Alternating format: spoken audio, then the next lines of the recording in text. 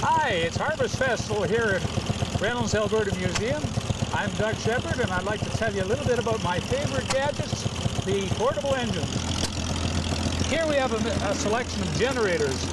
The one that is running is 110 volt 60 cycle, which is what we use off the power grids today. Most of these were powered farms before electricity was available on the farms. They took till 1945, after the war, the copper line and so on became available, and then they got busy and put the power in as we know it today. But this is what kept the farms going and ran most of the things. There are a lot of different voltages. 32 was a very common one as compared to 110 today, and most of it was DC at that point. There was 12, 24, 32. A lot of them had big glass batteries. They were DC, direct current.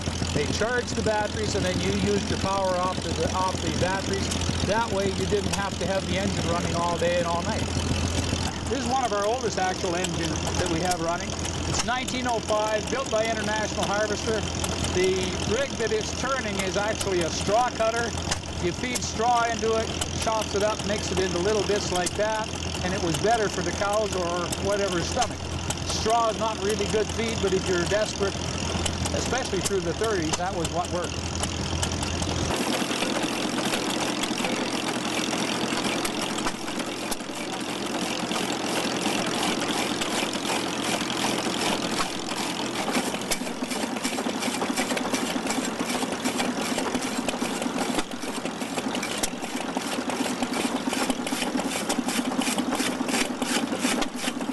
All right, one of my favorite pets and toys is this gate engine that's running back here. You notice that it only fires once in a while. You'll find that that's what they call hit and miss.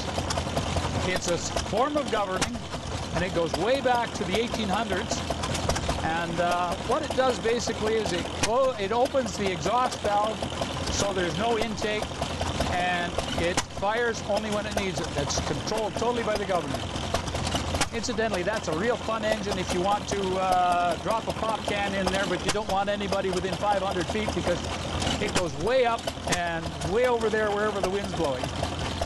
This is a 1913 Lister.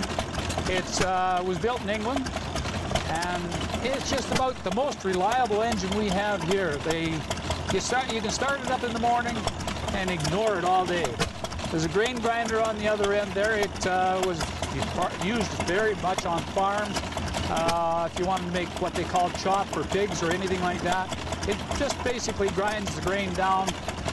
Not too small. Well, it depends. You can actually make flour with it, whole wheat flour, but you don't usually do it in that size and quantity.